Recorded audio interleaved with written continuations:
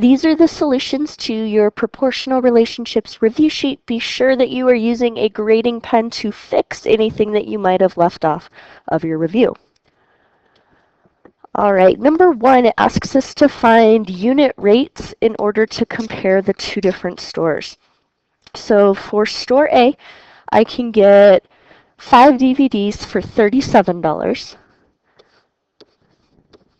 And a unit rate, I just need to figure out what the cost would be for 1 DVD. So after I divide, I'm going to get $7.40 per DVD. For your final answer, you're going to include that entire rate with your units. Same thing for part B. We can do $68 for 8 DVDs. And then we're going to use that to find the cost of 1 DVD. And then after you divide 68 by 8, you're going to get a cost of $8.50. And then just like the first one, you're going to include the entire rate as part of your answer. Now we can compare those and say that the best offer is store A. And a reason for that is because $7.40 is less than $8.50. All right, number 2, we're going to set up a proportion and solve with cross products. In order to start the proportion, I'm going to pick the conversion factor that applies to this problem, and I'm going to write that as my first fraction. So 2.54 centimeters over 1 inch. And then I'm going to pick one of the two values to convert. The easier one to convert is going to be 40 inches. So I'm going to line 40 inches up next to 1 inch and then put a variable in the last spot, and that'll end up being in centimeters.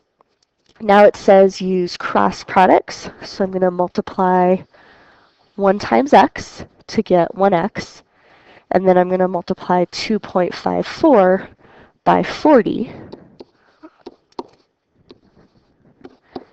And since this is a proportion, I can put an equal sign in between just like that.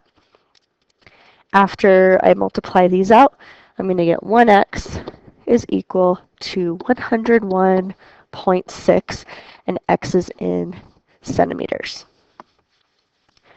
All right, now I can replace 40 inches with 101.6 centimeters and compare it to 115 centimeters. Based on that, I can say that the boa constrictor is the longest because 115 centimeters is longer than 101.6 centimeters. All right, moving on, these ones are multiple choice, and I'm looking for 5280 to line up with 1, either horizontally or vertically. So I can immediately eliminate part B because those are diagonal. And I also want 1 mile to line up with 6 miles. So part A, that will not work. Part C, they're diagonal, that will not work. But on part D, we can see that 1 lines up with 5280 and 1 lines up with 6. So based on that, the correct answer would be D. Okay, similar idea for number 4. We need 9 pencils to line up with $7.74. Part C, they're diagonal, so I can eliminate that one. And then I also need 9 pencils to line up with 6 pencils. So on part B, they're diagonal. I can get rid of that. Part D, they're diagonal. I can get rid of that. But on part A, 6 and 9 line up vertically. 9 and 774 line up horizontally. So that means part A is the correct answer. All right, number 5, we have proportional rates. So we can set up a proportion. $3 for 4 cookies would be how much for 7 cookies? And since there's not a whole number scale factor we can use, cross products would probably be our best option. 3 times 7 is 21, and 4 times x is 4x. And then from there, we can divide both sides by 4 to get a cost of $5.25 for 7 cookies. All right, number 6, it asks us to find the constant of proportionality, which is the unit rate.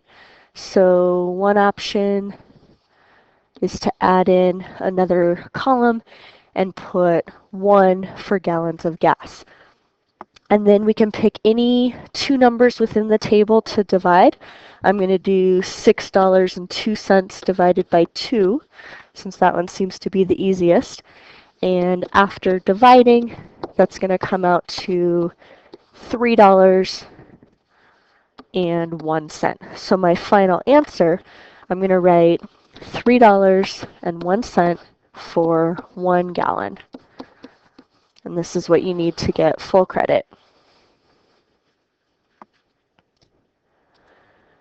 All right, number 7, we've got a couple parts to this. We need to use a table, equation, and a graph to find our answer, which is how many cans of juice will Jessica need for 10 cans of water. So I'm going to start by filling in the things that I know. I know that 3 cans of juice will use 4 cans of water. I also know that I want to find how many cans of juice for 10 cans of water. Okay, from here, couple options. I'm going to divide both of the 3 and 4 by 2 so I can find 2 cans of water. So that's going to be 1.5 cans of juice for 2 cans of water. And the reason that I did that is because now I can multiply by 5 to get to my answer. I can also double 4 to get 6 and 8. And then when I go ahead and multiply both of those by 5, I get 7.5 cans of juice. And then it says to circle your answer in the table. So I'm going to circle that right there. Okay, now it says to write an equation. Start by naming your variables, and it already did that for us, so we can just copy that x is juice and y is water. Now we need an equation that's going to be in the format of y equals something times x, and that something is going to be our unit rate. So if I go back to the 4 and the 3, I can divide to find my unit rate. And once I divide 4 by 3, that's going to give a unit rate of 1.3 repeating. So I can fill that in. Y equals 1.33333 times x. Okay, now I can plug in a 10 to solve for x. So plug in a 10 for y, since that's our water, and then everything else is going to stay the same. And in order to get my y value, or my x value, I need to divide by 1.3 repeating. That's also the same as dividing by 4/3. And once you do that, you're going to get a value of 7 5/10, which is exactly what we got before.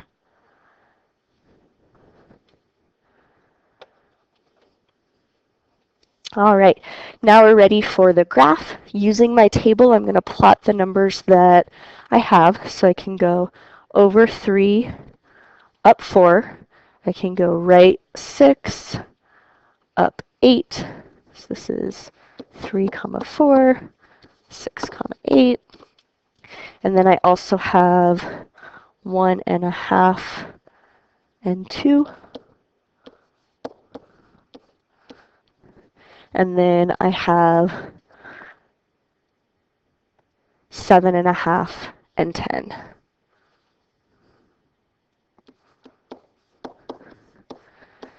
Okay, if you've done that correctly, these should all form a perfectly straight line, just like that. And then we'll go ahead and put an arrow on the end to show that it keeps going.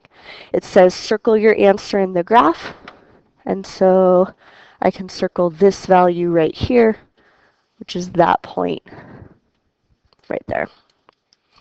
So either way we do it, you're going to get 7.5 cans of juice for 10 cans of water.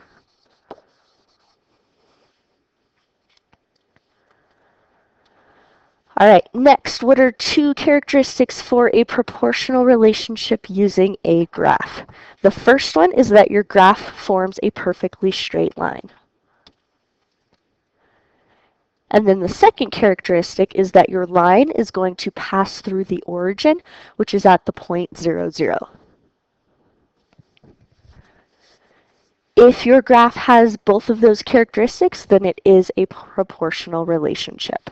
And then we're going to use that on the next question to help us answer. All right, you can buy 4 hoodies for $48. Assuming the relationship is proportional, sketch a graph. So we know right away, since it's proportional, it's going to pass through 0, 0 and form a straight line. Let's take a moment to set up our scale.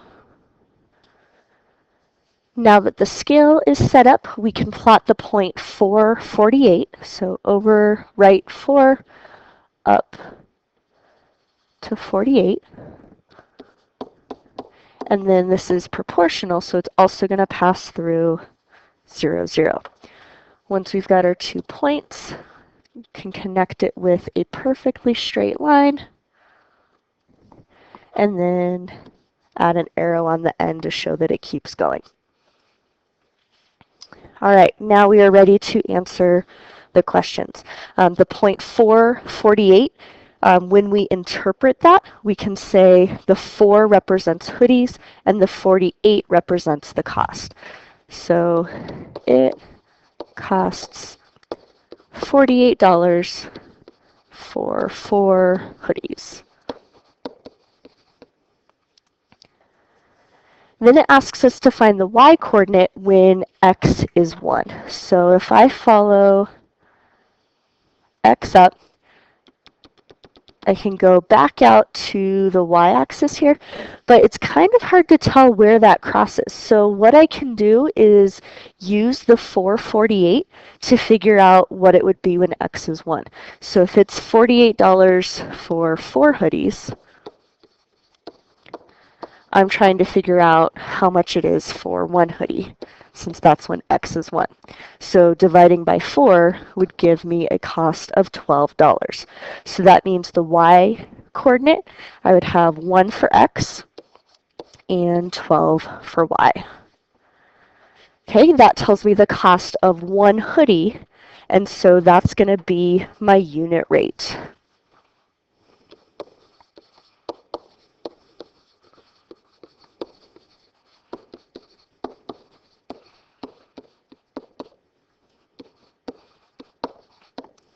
Okay, unit rate cost of 1 hoodie is $12.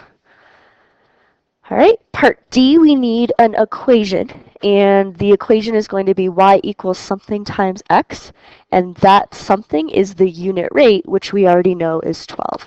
So y equals 12x, and now in part E, we can use that equation to find the cost of 7 hoodies. Remember that number of hoodies is your x value, cost is y, so that means I can substitute a 7 in place of x. So y is equal to 12 times 7, which is 84. And since y represents cost, I can put a $sign to get $84 for 7 hoodies. All right, part 10, we need to calculate two different discounts and see which is cheaper. So store A, we're going to find 5% of 75. And that's going to be $3.75. That's our discount amount. And then we're going to subtract $3.75 from 75. Once we do that, we're going to get a final cost of $71.25. Okay, now let's compare that to store B. Store B is $95 with a 20% discount. So we can do 95 multiplied by 20%, and that's going to give us a discount amount of $19. So then when we subtract 95 minus 19, we're going to get a cost of $76.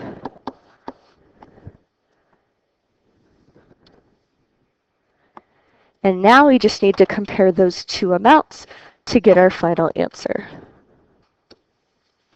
So final answer, store A offers the cheaper price since $71.25 is less than $76.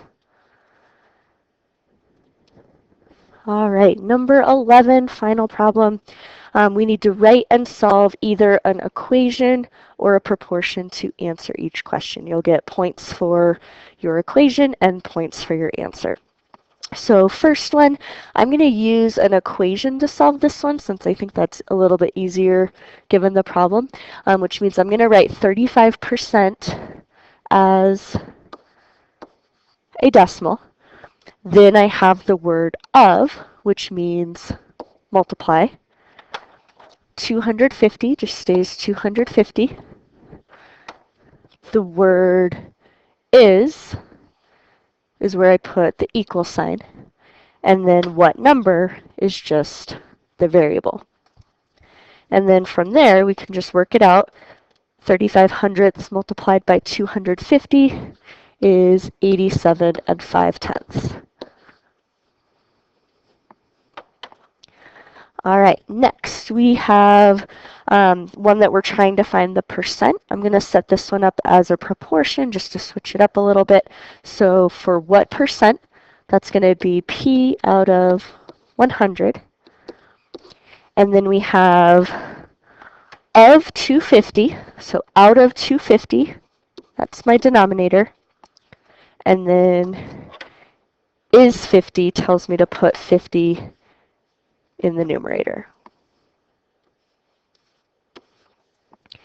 And now I can simplify 50 over 250 by dividing by 50. And that would actually simplify down to 1/5. And then I can use a scale factor of 20 to find the percent. So I get P equals 20, and then I need to write that in percent format. So since I'm using percent proportion, I can just put percent on the 20. All right, part C, I'm going to use percent proportion for this one too. So 15% is 15 out of 100. And then it says out of what number? So out of x is equal to 45. So put 45 right there.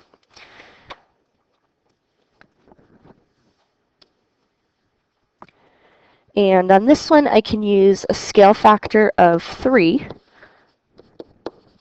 to get a final answer of 300. All right, final one, I'll go back to using an equation. So we have what number, that's my variable. Then I have is, that's an equal sign. 20% is just 0.20. Then I have the word of, which means multiplied by, and then 80. So now I can just multiply 2/10 by 80, and that's going to give me a value of 16. All right, and that concludes your solutions for your proportional reasoning review sheet.